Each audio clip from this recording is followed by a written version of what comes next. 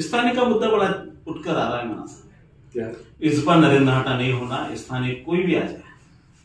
अच्छा, ये चर्चा का विषय बना। आप आ रहे हैं क्या साहब 23 में?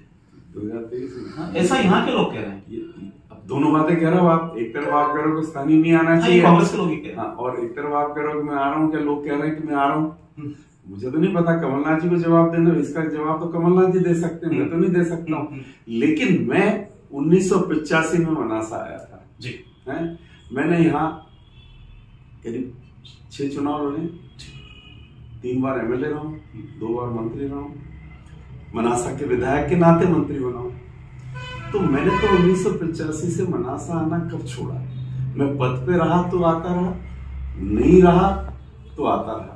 मैं आज भी यहाँ आपसे जब बात कर रहा हूँ तो मनासा में ही हूँ, तो मैंने तो कभी नहीं छोड़ा। अब ये अपनी अपनी परिभाषाएं, कोई मुझे स्थानीय कहे, बाहरी कहे, भीतरी कहे, मुझे नहीं पता। आप स्थानीय हैं? स्थानीय नहीं, या मुझसे क्यों सवाल करते? ये तो जनता से जवाब देगी, मैं क्यों जवाब दूं? जिस जनता ने मुझे 3 बार चुना है, जिस जनता ने, मैं चुना या नहीं चुना, मैं चुनाव लड़ा या नहीं लड़ा, मेरे से एक रिश्ता रखा है, इस क्षेत्र से मेरा एक रिश्ता है। मैं ठीक है, मैं उसमें खुश हूँ। मैं आता हूँ, आज भी मैं आपसे कह रहा हूँ, मैं कौन से पद पर हूँ? मैं यहाँ चुनाव लड़ने आया हूँ क्या? नहीं, मैं उन रिश्तों की खातिर आया हूँ। तो मैं इस बहस में नहीं पड़ता कि स्थानीय और बाहरी की, और मैं समझता हूँ कि या तो पार्टी तय करेगी कि, और फिर भाई क्या मैं ही अकेला व्यक्ति हूँ? अगर जो मेरी पृष्ठभूमि, इसलिए मैं मंदसौर रहता हूँ, इसलिए कहा मैं तो 3 बार का एमएलए रहा हूँ। चावला जी यहाँ से 2 बार लड़े हैं, कांग्रेस में पिछली बार यहाँ पर अमराव सिंह जी थे। पटवा जी को आप कहाँ का कहोगे? कुकड़ेश्वर का कहोगे कि मंदसौर का कहोगे कि सीहोर का कहोगे कि भोजपुर का कहोगे? आप बताओ मुझे, आप किसके बारे में बात करना चाहते हो? आप हमारे नेता दिग्विजय सिंह जी, आप उनको राघवगढ़ का कहोगे कि राजगढ़ का कहोगे कि भोपाल का कहोगे? हमारे नेता कमलनाथ जी, आप उनको कलकत्ता का कहोगे कि छिंदवाड़ा का कहोगे? भैया, ये मुझे लगता है कि हमारे पास जब तर्क कमजोर हो जाए तो फिर हम इस तरह के, लेकिन मुझे नहीं पता कौन ये कर रहा है, लेकिन हम शायद हम सही नहीं कर रहे, हम राजनीति को शायद नहीं समझते। कमलनाथ जी ने सिग्नल तो आपको दे दिए मनासा के लिए कि इस बार नरेंद्र नाहटा मनासा से 2023 के प्रत्याशी होंगे कांग्रेस। यस, आपने देखा था कि मुझे सिग्नल देते वक्त आप वहीं थे क्या? ये आपके कांग्रेस के लोग चर्चा, तो वो चर्चा कर रहे हैं तो तीसरी बार की बात खत्म। पर उनके पेट में दर्द भी होता है, तो नरेंद्र नाहटा को रोका जाए। अभी मैं डॉक्टर नहीं हूँ, वो दर्द कैसे कम होगा सर? वो पेट मैं डॉक्टर थोड़ी, डॉक्टर से इलाज करा। कमलनाथ जी सिग्नल दे रहे हैं तो यहाँ के लोग चाह रहे हैं कि उनके पेट में जो दर्द नहीं, सुनो, मैं इस झगड़े में पड़ता नहीं हूँ और मैं पढ़ना चाहता नहीं। मैं सीधी सी बात है, कांग्रेस मुझे राजनीति मिला, मेरी पारिवारिक पृष्ठभूमि है, मैं कांग्रेस की विचारधारा का, मैं अपने परिवार की तीसरी पीढ़ी का व्यक्ति हूँ और मेरी चौथी पीढ़ी भी कांग्रेस में है। मेरा परिवार इसमें खुश है। जो मेरे दादा ने राजनीति करी, जो मेरे पिताजी ने राजनीति, आज मैं कर रहा हूँ, कल मेरा भतीजा करेगा। हम इस विचारधारा पे चलने वाले लोग, तो हम संतुष्ट हैं इससे। आप क्या कह रहे थे?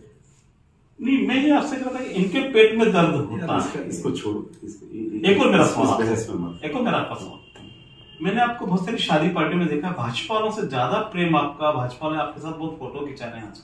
ये भी चर्चा का विषय मनासा में। एक चीज मुझे बताओ कि किसी ने निमंत्रण दिया होगा तो ही तो मैं उसके शादी में गया। और आपके आसपास वाले भाजपा के लोग कुछ ज्यादा होते हैं, मुझे सब प्रेम करते हैं, तो इसमें आपको भी आपत्ति नहीं चाहिए। मैं तो खुश हूँ कि मेरे रिश्ते राजनीति से ऊपर उठ गए, तो ये मेरे लिए तो प्रसन्नता की बात है। भैया 37 साल के मेरे रिश्ते हैं यहाँ पे, उनको आप कांग्रेस भाजपा के चश्मे से मत देखो, कि मेरे व्यक्तिगत रिश्ते हैं, मैंने रिश्ते रखे हैं, उनने मेरे से निभाया, मैंने उनसे निभाया, तो इसमें बुराई क्या है? विचारधारा अपनी जगह, राजनीति जहाँ करना अपनी करेंगे। लेकिन आज अगर यदि कोई भारतीय जनता पार्टी का नेता या कार्यकर्ता अगर मुझसे प्रेम करता है तो मैं उसका सम्मान करता हूँ और उसका आभार मानता हूँ कि वो मुझसे प्रेम करता है। इसमें मुझे नहीं लगता कि किसी को आपत्ति नहीं चाहिए, और ये मेरे सामाजिक जीवन की सफलता है कि मुझे वो लोग अपनी विचारधारा से ऊपर उठकर मुझसे प्रेम करते हैं, स्नेह करते हैं। धन्यवाद सर। अगर आपको अपने घर के लिए क्वालिटी प्रोडक्ट्स लेना है, हर रोज रोजाना में काम आने वाले जितने भी प्रोडक्ट्स आपको लेना है, तो वो सभी आपको मिलेंगे सिर्फ एक ही शोरूम पे।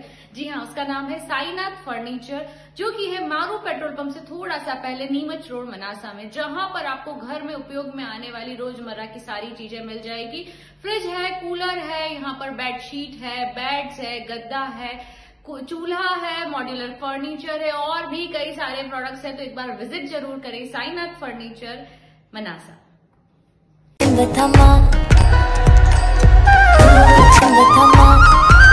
कुछ चटपटा खाने का मन कर रहा है तो देर किस बात की है। अब शंकर सदाबहार नीमच की ब्रांच मनासा में भी खुल चुकी है। जी हाँ, जहाँ पर आपको खाने को मिलेगा rava dosa, masala dosa, pizza dosa, Manchurian, burger, momos.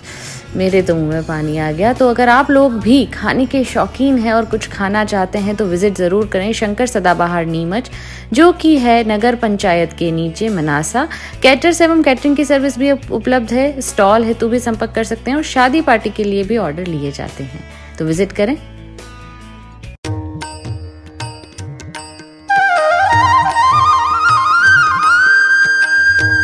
घर सुंदर हमारा होगा जब फर्नीचर अपनी पसंद का खरीदेंगे।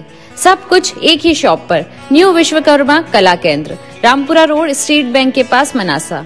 अरे वाह, क्या डाइनिंग टेबल, दरवाजे, खिड़की, सोफा, ड्रेसिंग टेबल और कई सारे प्रोडक्ट्स हैं यहाँ पर। वाह, क्या शानदार बेड है। New Vishwakarma Kala Kendra, Rampura road, Manasa.